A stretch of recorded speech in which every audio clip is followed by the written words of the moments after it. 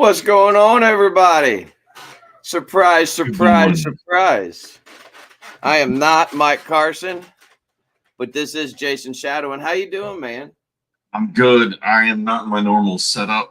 I am coming to you from the barbecue capital of Missouri, Kansas City. So, yeah, home of the Royals, Chiefs, and some pretty cool mobsters from back in the day. I was sitting with dinner with some people from the conference we're at, and we were talking about the mobsters back in the day. You got a World War I history museum here. I'm like, man, this place is pretty cool. I Nice. How really long are y'all there gave you for? much. Just till tomorrow. We got here last night. The conference we're at today is just today from 9 to 9. And it's audio visual world. It's called the MBH experience. So pretty stoked. We have a client local to us that turned us on to this. Like, you guys need to be there. It could be a good audience for you. So we're giving it a try. Do Yeah. you guys enjoy going to all these conferences that y'all get to go to? I tell you what, from a marketing perspective, it's really where we get the most clients from is going to vendor shows and being a vendor. So, yeah, it can be a blast or it can be a big pain. Like for us going all the way to Vegas, we're not big Vegas people. Like we don't like to like sit and gamble all of our money away. We've seen a bunch of shows out in Vegas, so for us, it's anymore. It's kind of like we've been there, done that. Now we just fly in for the trade shows, then get out, spend a little bit of time with some clients, and that's it. So, yeah. Nice. Well, it's awesome to be on here with you this morning. Mike is at a conference as well. He's at a marketing conference this week, and Oh, he suffered in Miami. Oh, yeah, poor Mike. baby. Keep Mike in your prayers. He's down there suffering in Miami at a conference. Sharpening his skills as well. Jason and Shane are at a conference, and I'm just at home ready to go run some service calls, and we're talking about pricing today. So this is sure. I would say this is probably one of the most important parts of running a business. Yeah. In the overall, all encompassing of running a business, if your pricing ain't right, nothing's right. Like you can have the best SOPs, you can track KPIs, you can do all this other stuff we're talking about. If you're not charging correctly, nothing else is going to work properly. So pay attention, guys. Get your notepad out. But I've been going up to the Moose Lodge, man, and hanging out up there. And those guys are hardcore golfers. I mean, these guys eat, sleep, and breathe golfing. And I'm not a big golfer, but I know there's some viewers out there that watch and are golfers. And I got a really good tip from one of the guys up at the Moose the other day. He was like, man, he said, if you're going to start golfing, he said, always be sure to bring an extra pair of socks. And I was like, really? He was like, yeah. He's like, just in case you get a hole in one. I was like, oh, okay. And that is my attempt at a dad joke for you, Jason. How'd I do, man? How'd I do? That was a long setup for a great payoff. Great payoff. I'll tell you this. I played my first round of golf a couple weeks ago. It was cold, but I went, got invited, and I shot a 65. If you know anything about golf, it's pretty good. So I went back the second day and I played the second hole. So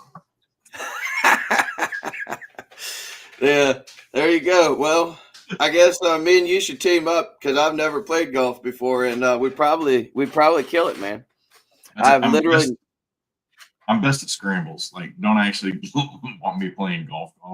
I'll be that fourth man on the team, like Jesus, and I'll help bring it home. But it's not going to be good or pretty. Yeah, I'm more of a miniature golf guy myself. So anyway, well, you want to pray us up, brother? Yeah, you bet. Yeah, let's here we go. Father God, sorry, I got distracted there for a second. Father God, thank you for the skills, knowledge, and the wisdom that you've given us to serve others through the work that we do. Just help us to recognize our worth and help us to price our services fairly, not out of greed, but out of respect for the value we bring to others. And give it confidence to be firm in our pricing, knowing that integrity and honesty and excellence, they honor you. And bless this business, bless all the business owners listening today, and those will be watching this in the future. Give them wisdom to build profitable and sustainable businesses that support their families and communities. And above all, may people see your love for our actions. Amen. Amen. Amen. Thank you. Well, there's a couple scriptures here. I'll share two. Proverbs 11:1, a false balance is an abomination to the Lord, but a just weight is his delight. And Luke 10:7, the laborer is worthy of his wages. And everybody knows I'm a Proverbs guy. I love Proverbs. There's a lot of good business nuggets in Proverbs. And Proverbs 11:1 is one that constantly reminds me, while we're talking about pricing, it is of the utmost importance that you keep your integrity when doing business.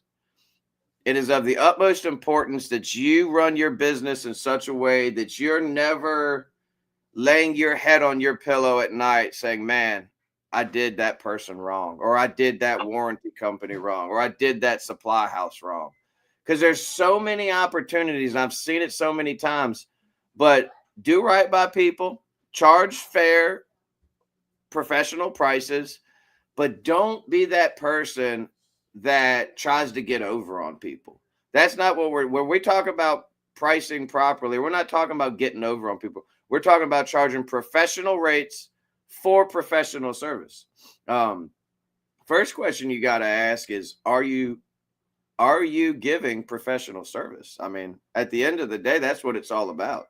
But I really want to drive that home this morning. Like, do not be that guy. Do not be the guy. I personally, Jason, I can't be that guy because I wouldn't be able to sleep at night. If I constantly took advantage of my customers and took advantage of different opportunities that you have in business, I wouldn't be able to sleep at night. I just couldn't. But if you are a person that could live with that type of guilt, just don't do it, man. It's not worth it. It's not worth it. God will bless you so much if you run a legitimate, honest, professional company without having to do people dirty. I just thought I'd kick it off with that. Kick it off. There you go. How about we say hey to a few people? We got a few people jumping on this morning. Oh, yeah, we do that, don't we? Yeah. We got Mr. Parsons in the house. Howdy. Long-time faithful viewer. We got Mr. Howard in the house. Good to see you, sir. Thanks for tuning in. If you're watching and you haven't said good morning, make sure you drop a good morning in the comments because we're here. We want to recognize you. We want to say good morning. And so we appreciate you guys tuning in. For sure. A good question, I think, to kick off is, how are you figuring out what to charge? We were talking a little bit beforehand, but are you just calling up everybody else in your local neighborhood, other appliance repair, other electricians, and secret shopping them, finding out what they're charging, and then you charge that much or less? Are you actually sitting down and figuring out what your business needs to be successful, to be profitable, to stay in business for a long time, and charge them what you're worth, right? So there's definitely so many different ways to figure out what to charge. Instead of just covering costs plus markup, pricing should reflect the true value you provide to your customers. So, absolutely, 100%. I think market analysis is important. Mm-hmm. I think you need to know what your competition is charging, but I don't think you should base your prices off of that. 100%. It's so good to know those things, but like, I'll give you an example. I didn't do it right. I came into the trade when I first started. I was charging a $65 service call. Yeah. So for $65, I'd come to your house and diagnose your appliance. We were $29. You said 29? $29. That's when we started in 2004, charging we called them dispatch fees. So $29 to have an electrician come out to your house is ridiculous. And in hindsight, you look back and you're like, man, what was I thinking? Right. But then I looked around to the guys that were similar to me in the area, and they were charging the exact same thing. They were charging $65, $75. And when I first started raising prices, my business partner was so nervous. Austin was so nervous. He was like, man, they're not going to pay 75. They're not going to pay 85. Then we raised to 99. He's like, we raised to 90. We just did a new raise to 125 south of the James River. So for those that aren't familiar with Richmond, the James River kind of runs right down through the middle of the city. And you have south of the James and north of the James. We just raised to 125 south of the James River. Haven't gotten a single bit of pushback. They're still booking. They're still doing it. We raised our labor rates. Again, we raise our rates at least once or twice a year, it seems like.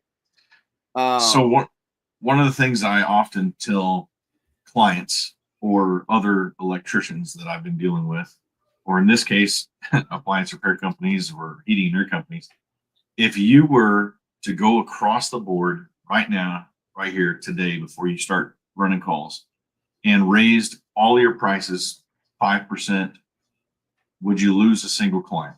TK, if you raised all your prices across the board 5% right now, would you lose a single client today?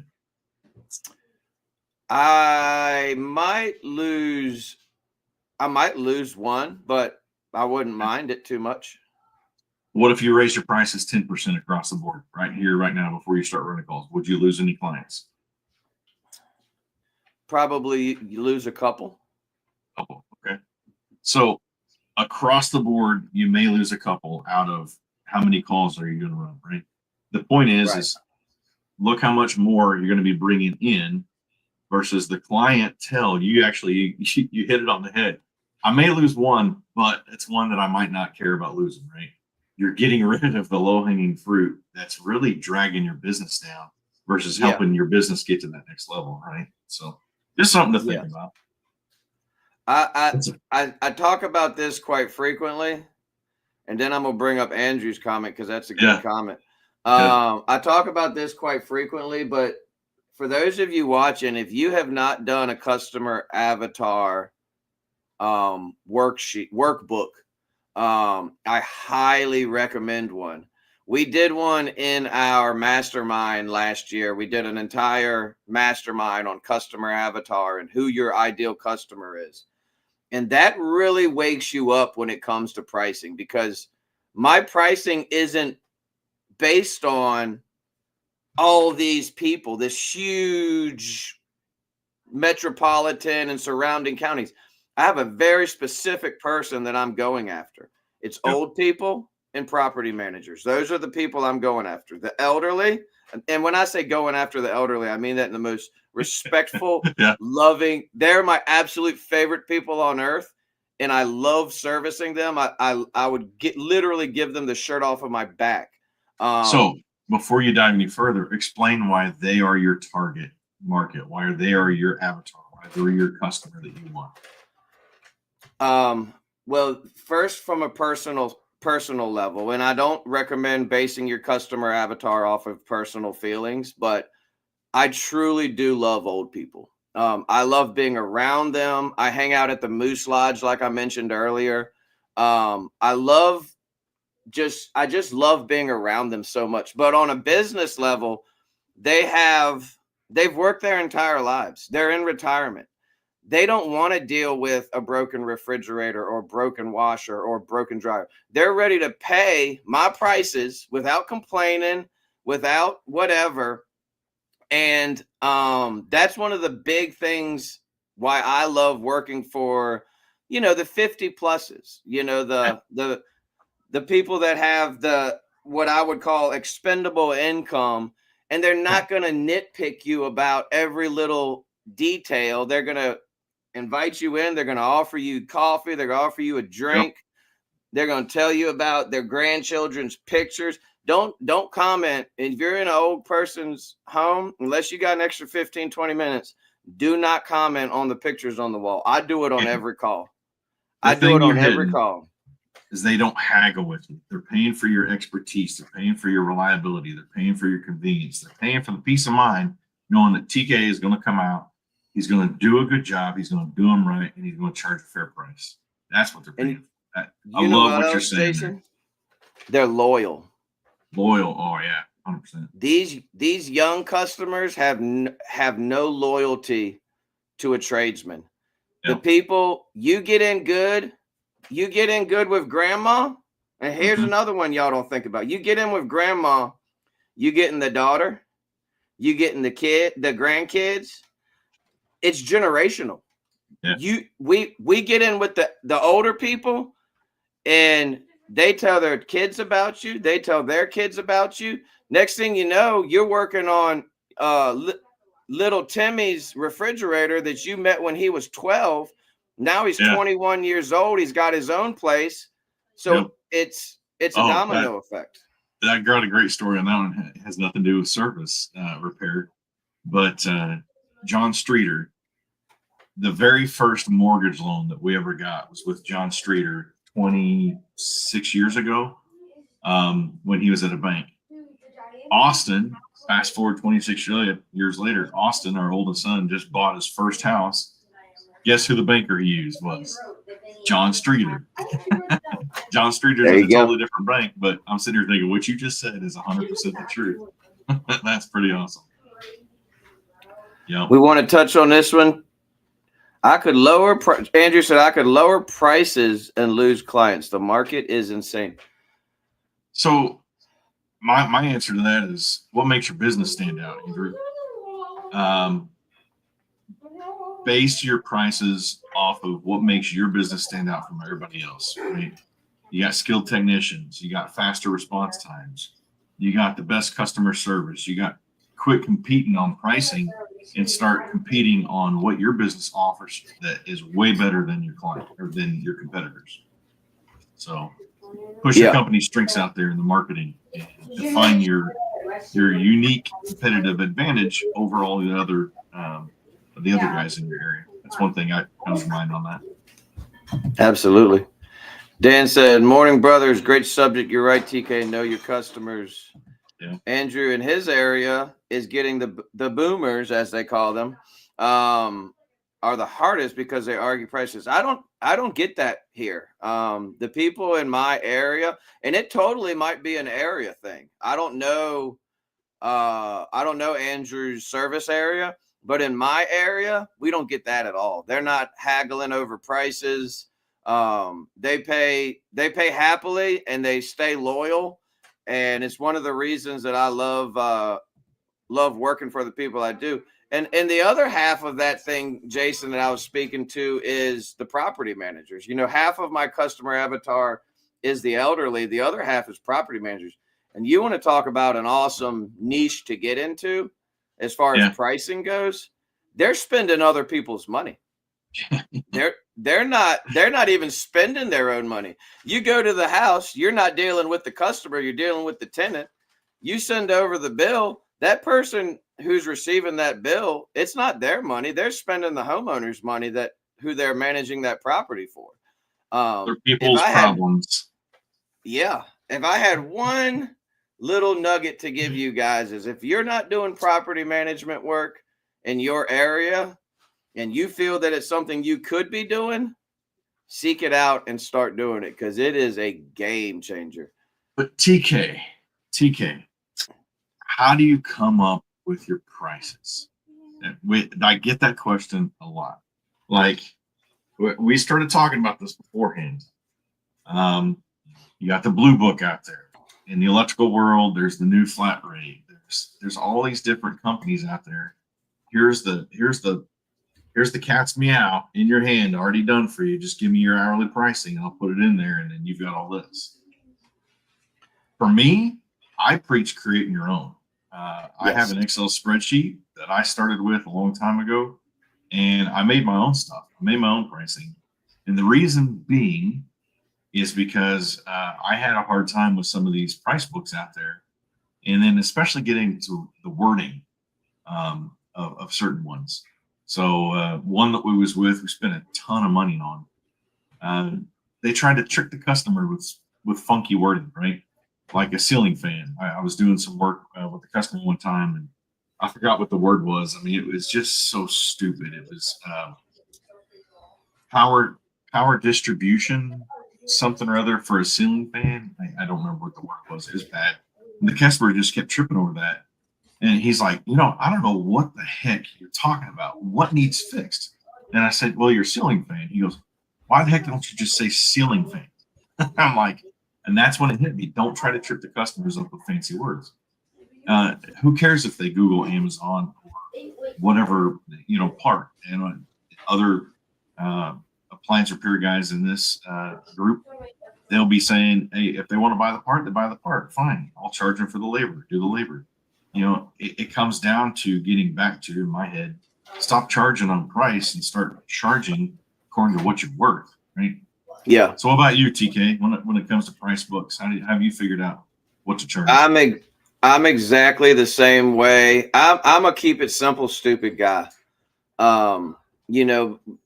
have the blue book. They have all these flat rate pricing guides and different things like that. Make a spreadsheet. Make a spreadsheet with 3 to 4 tiers. You decide how many tiers you want to do your pricing. I'm a 4-tier guy. I was talking about what Daniel says here, because that's exactly what it was. Air distribution system was a ceiling fan in this book. I'm saying air distribution system. Just call it a ceiling fan. It is what it is. Call it a ceiling. Your ceiling fan needs replaced. Yeah, exactly. And I'm with you on that. Like, just tell them what you did. It's not that complicated. But I'm 100% flat rate. I don't need the blue book. I don't need any software to tell me how much to charge. I look at my cost of doing business. I look at how much I want to make, and I price my jobs accordingly. And all you have to do, if you're racking your brain on this, create a spreadsheet. We have one over at servicealliancegroup.com. If you're an all access member, you have access to it. Mm-hmm. Go in there, take the template, create it, make it your own. I suggest 3 to 4 tiers. So your tier 1 is the most basic, simple service call plus labor. I'm talking the child lock was on. The child lock was on the dishwasher and you turned it off for them, and you might charge $125 or something like that. Or heck, you might just charge $99. And then go up from there. So like our tier 2 is $250.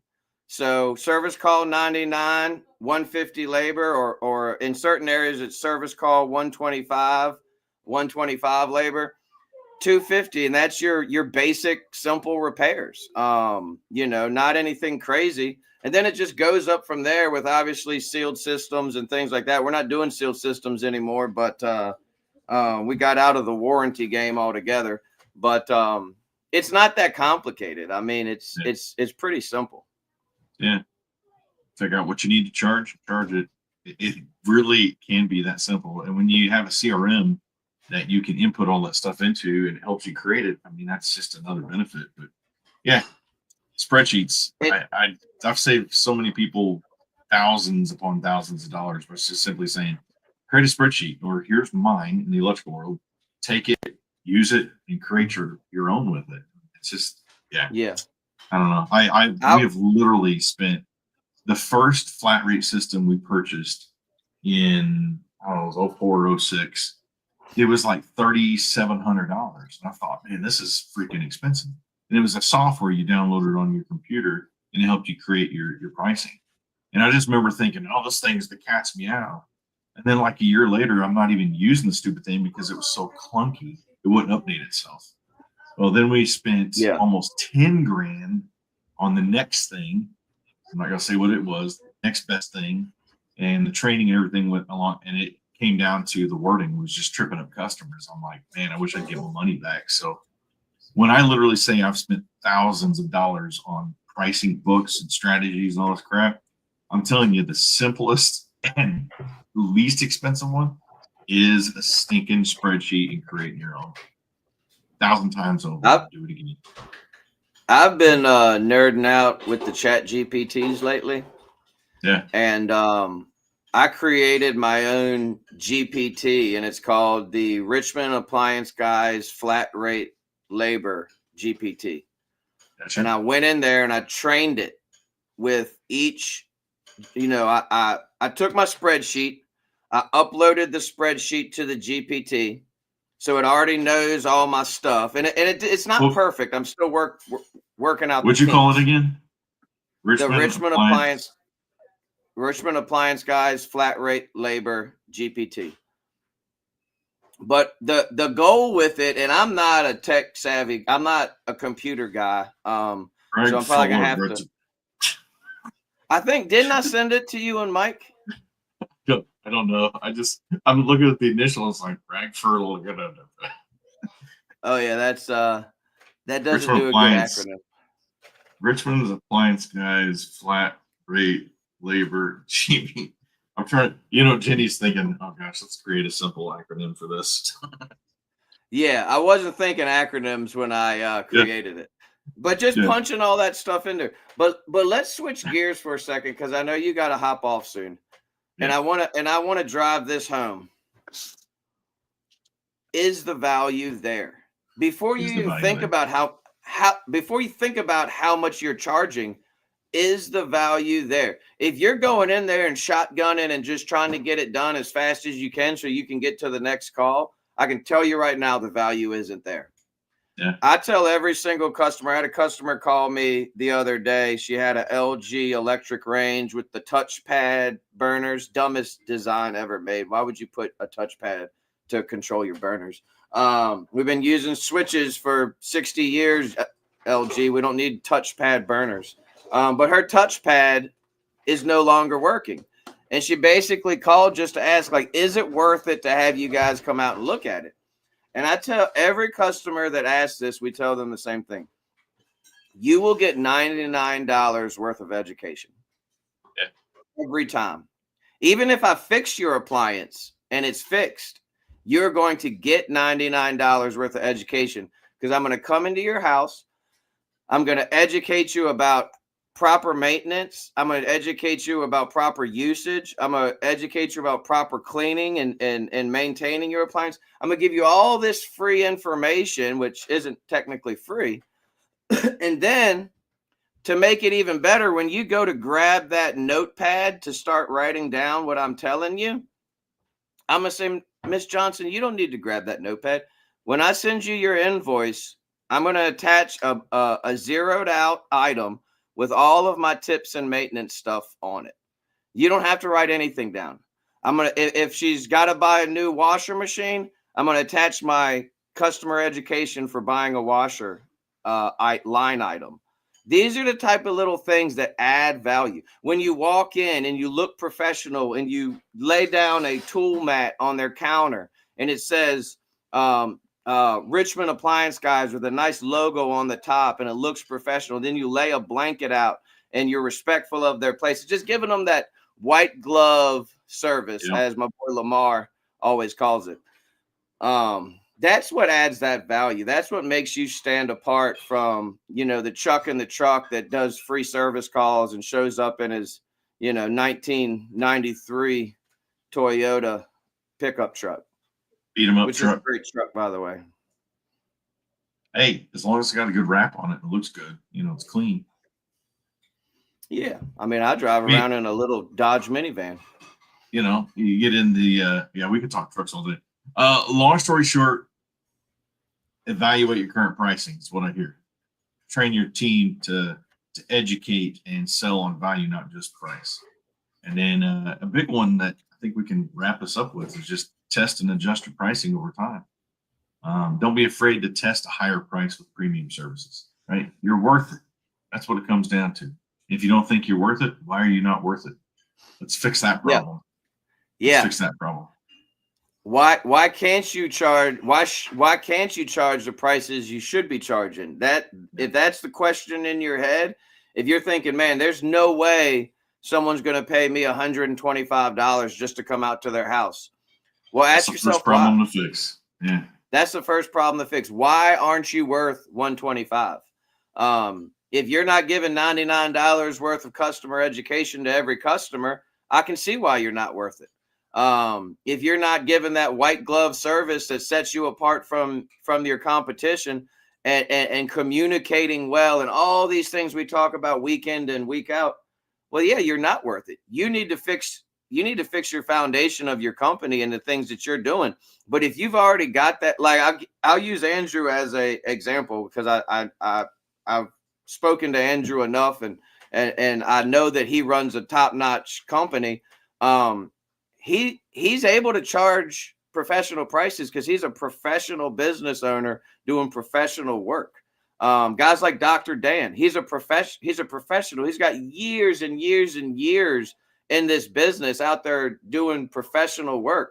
So as part of elevating the industry, your part of elevating the industry is stepping your game up and evaluating. When was the last time you did a SWOT analysis on your business? When was the last time you looked at the strengths of your business, the weakness of your business, the opportunities that might be there that you're not taking, and then the threats to your business? You need to be doing them at least twice a year. And if you're not, start doing them. I went off on a tangent. I'm sorry, Jason. Preach, preacher, preach. It's good stuff. Good stuff. I think we could do like a part 2 to this thing. I mean, so much meat here when it comes to pricing. Yeah. I tell you. Well, hey, I don't have a guest for Friday, so. Friday I'll be on my way to Florida, so yeah, probably not going to be a good one. Austin's having his wedding ceremony on the beach Saturday night, so we're driving down to Florida. Yeah, fun stuff. Congratulations! Right. Yeah, one in the books, and we got another one in May. My youngest son's getting married in May. So, beautiful fun stuff. Beautiful. Man, it's been a blast, and for everybody out there, be sure to pay the fee, which is simply put, it's free to pay the fee. Simply put, like, share, subscribe to Service Alliance Group, My Office Help, TK's Business, Richmond Appliance guys. Yeah, that's an easy way to help us out for sure. You got a mastermind coming up, looks like. We do have a mastermind coming up March 15th, Digital Marketing Budget Masterclass. And none other than Mike Carson himself is going to be heading that up. So if you're not a all access member and you're not getting in on these masterminds, I highly recommend getting over there. Use Appliance Alliance, all caps, Appliance Alliance, all caps, for 20% off your membership, and get into these masterminds so that you can start stepping your game up. Thank you for having me on, man. I appreciate it. It was fun. I was a little nervous just because it's a different setting, not because of you. I like you just fine, but it's just a different setting, and I was a little bit nervous for some reason this morning. You know, your dad joke was good, so that's all that matters. You brought your A game. Yes. Well, I appreciate you, brother. You guys have a great day.